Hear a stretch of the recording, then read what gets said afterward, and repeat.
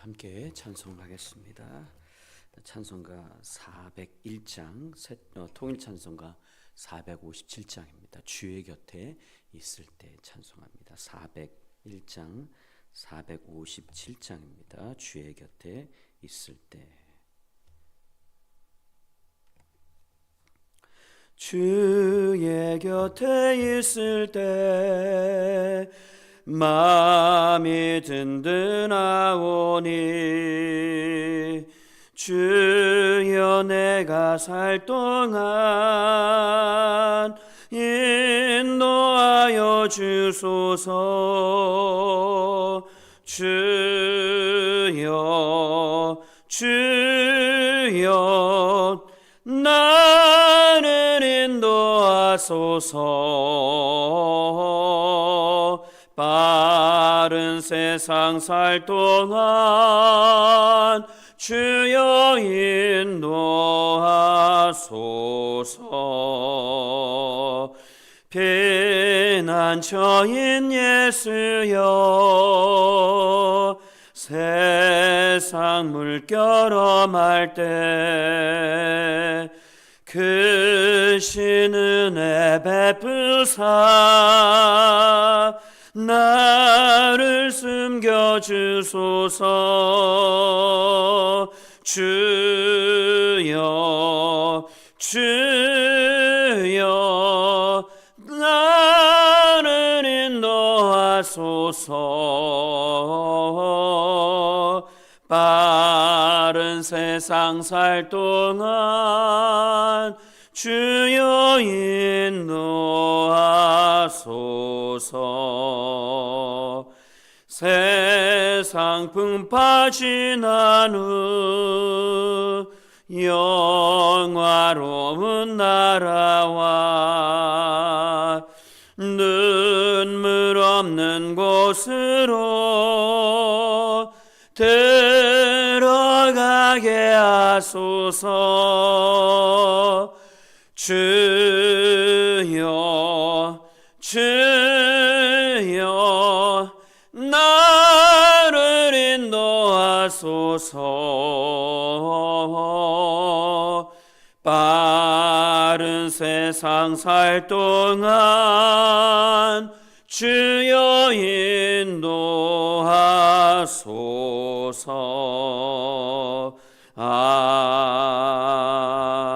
아멘. 오늘 말씀은 사사기 10장 1절에서 18절까지 말씀입니다. 사사기 10장 1절에서 18절까지 말씀입니다. 제가 봉독할게요. 1절에서 18절입니다. 아비멜렉의 뒤를 이어서 이사갈 사람 도도의 손자 부하의 아들 돌라가 일어나서 이스라엘을 구원하니라. 그가 에브라임 산지 3일에 거주하면서 이스라엘의 사사가 된 지 23년 만에 죽음에 3일에 장사되었더라. 그 후에 길르앗 사람 야엘이 일어나서 22년 동안 이스라엘의 사사가 되니라.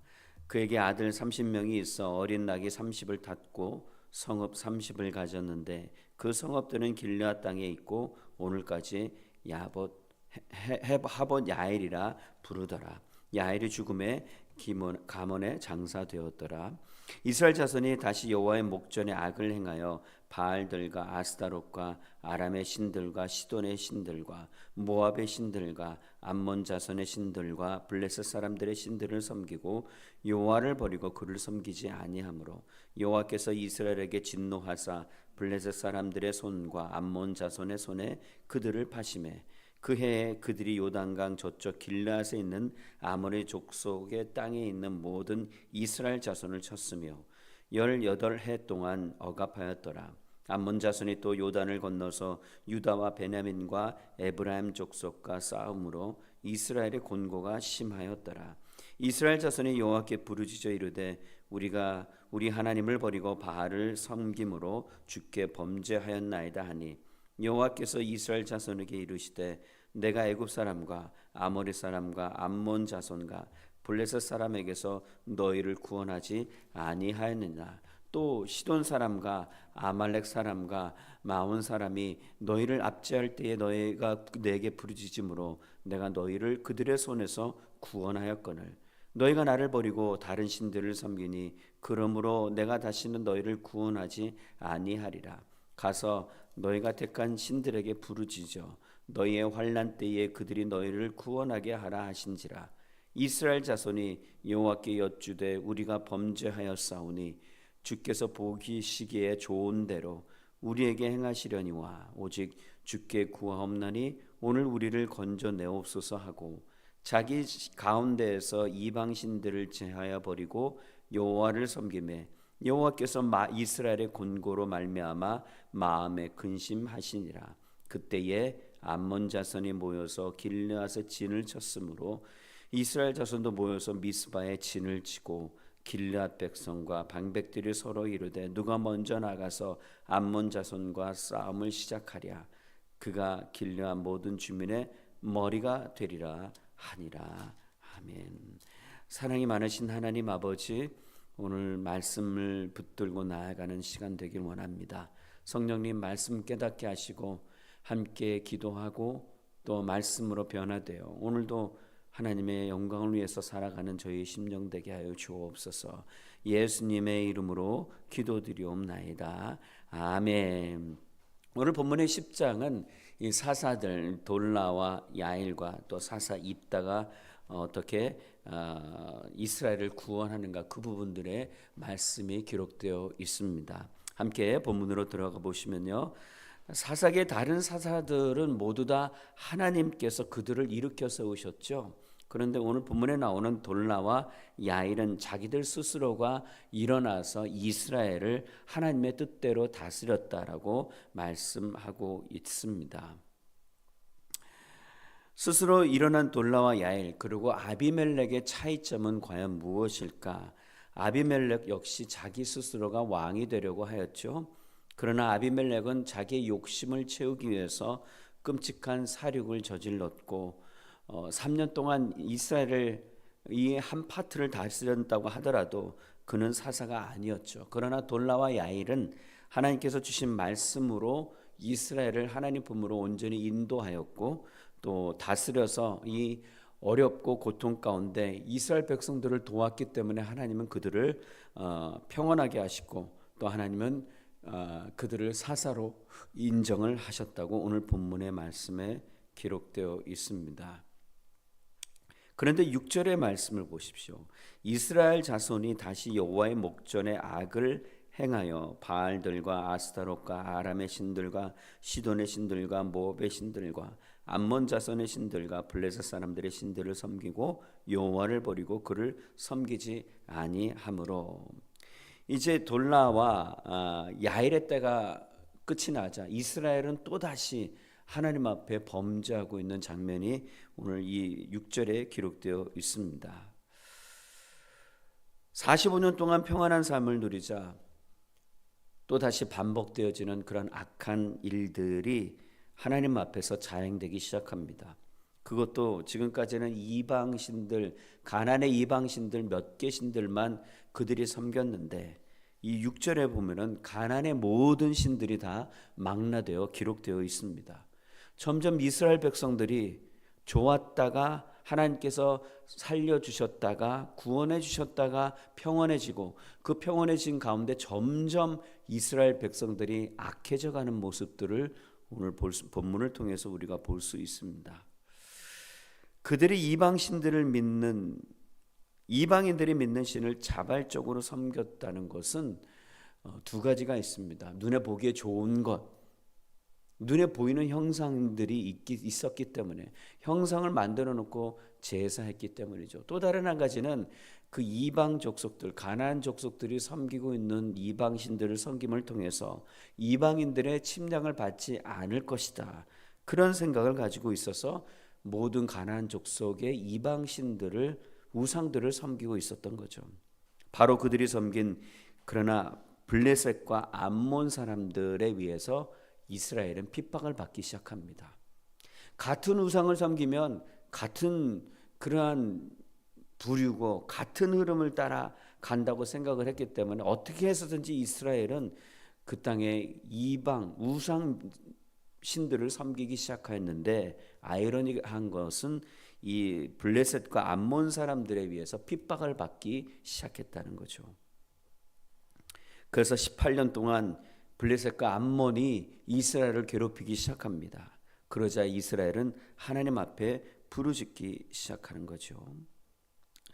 하나님께서는 이스라엘을 진노하셔서 블레셋 사람들과 암몬 사람들의 손에 그들을 넘기셨습니다.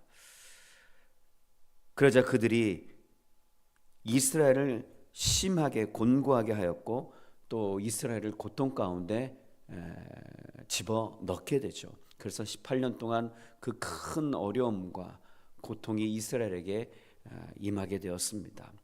그러자 결국 참다 못 참았던 이스라엘 또다시 반복되어지죠. 하나님 앞에 부르짖기 시작합니다. 10절에 보십시오. 이스라엘 자손이 여호와께 부르짖어 이르되 우리가 우리 하나님을 버리고 바알들을 섬김으로 주께 범죄하였나이다 하니. 지금까지는 다른 고백이죠. 지금까지는 이스라엘이 그냥 부르짖고 신음하고 고통의 소리만 내었는데, 오늘 본문에서는 이제 우리가 범죄하였다, 우리가 하나님 앞에 범죄하였다, 그리고 하나님께 부르짖고 있습니다. 그들의 결국 고난을 견디지 못하고 다시 찾은 것은 하나님 아버지의 품 안입니다. 그러나 하나님께서는 이렇게 말씀하고 계시죠. 11절에 여호와께서 이스라엘 자손에게 이르시되 내가 애굽 사람과 아모리 사람과 암몬 자손과 블레셋 사람에게서 너희를 구원하지 아니하느냐. 과거에 하나님께서 어떻게 이스라엘 백성들에게 임하고 계시고 인도하고 계시는지를 하나님께서 말씀하고 계시는 거죠. 역사를 통해서 하나님은 말씀하고 계십니다. 그렇게 하나님을 떠나 다른 신들을 섬긴 결과가 어떤 것이냐. 13절에 보십시오. 너희가 나를 버리고 다른 신들을 섬기니 그러므로 내가 다시는 너희를 구원하지 아니하리라. 하나님을 떠나 다른 신들을 섬겼는데 과연 그 우상들이 너희들을 보호해 주었느냐? 그 우상들이 너희를 살려 주었느냐? 과거의 역사들을 하나님께서 하나하나 조목조목 말씀하고 계시는 거죠. 그런 족속들이 너희들이다. 그래서 하나님께서는 말씀하시죠. 다시는 너희를 구원하지 아니하실 것이다.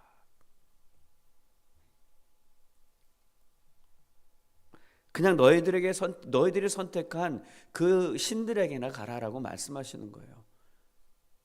너희들이 그렇게 따르고 섬겼던 그 우상에게나 가라. 그들이 너희를 구원해 주시나 한번 보아라. 이 말씀은 이스라엘에게 있어서 이제 더 이상 하나님의 백성으로 여기지 않으시겠다는 뜻이죠. 이제 너희와 나와의 언약은 끝이 났다. 이제 더 이상 너희들에게 도와주지 않겠다. 너희들을 살려주지 않겠다. Sick and tired.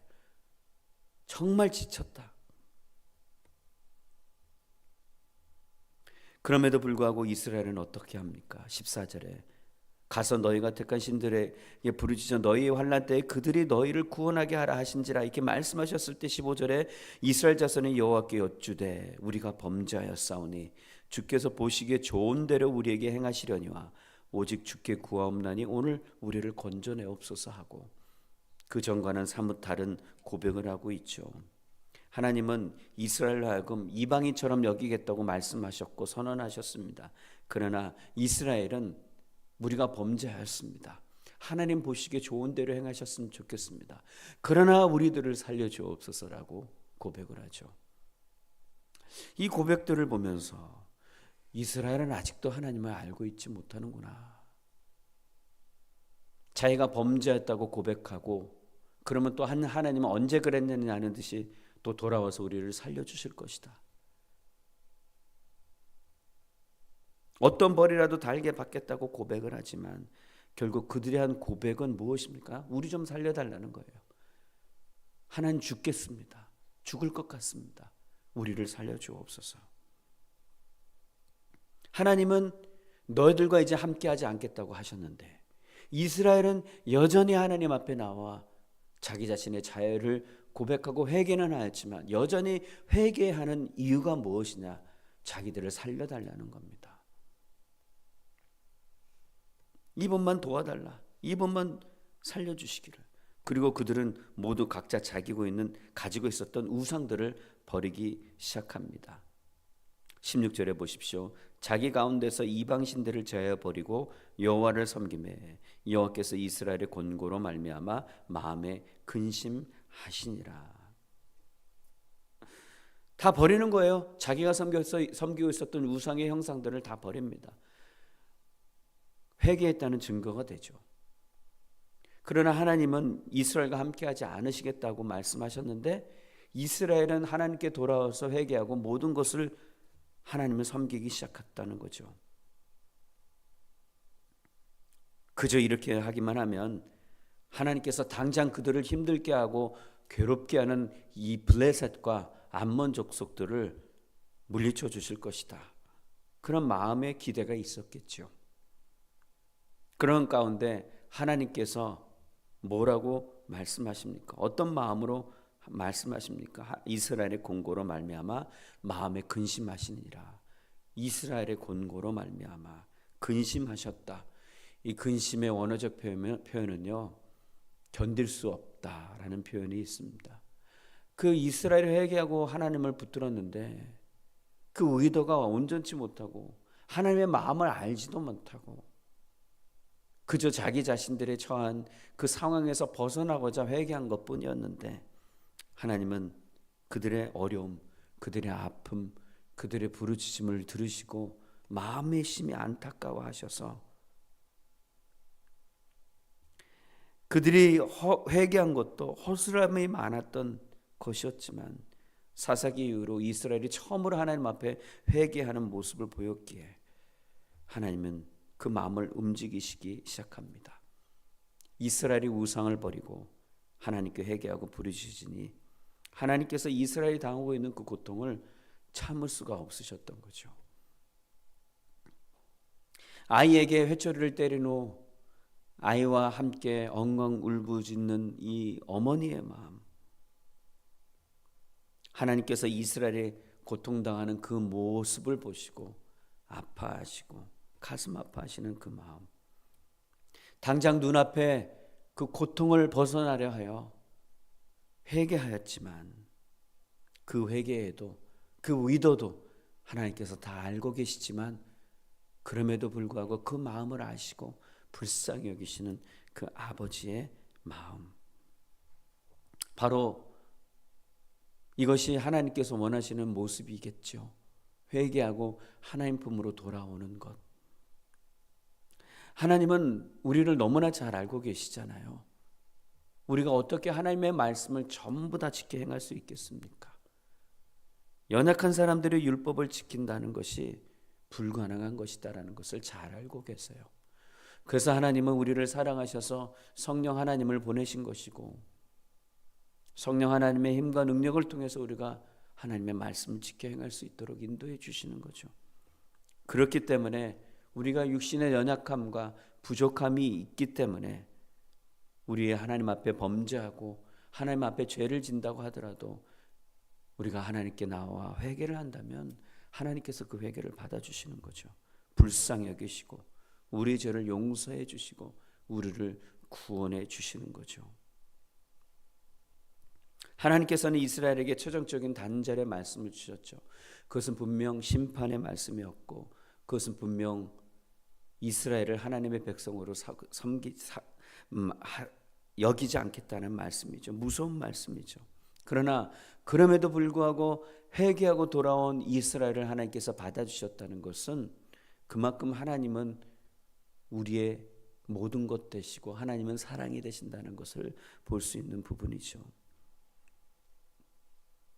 하나님께서 정말 심판을 내리실 작정을 하셨다면 죄에 대해서 어떠한 간섭도 하지 않으실 겁니다.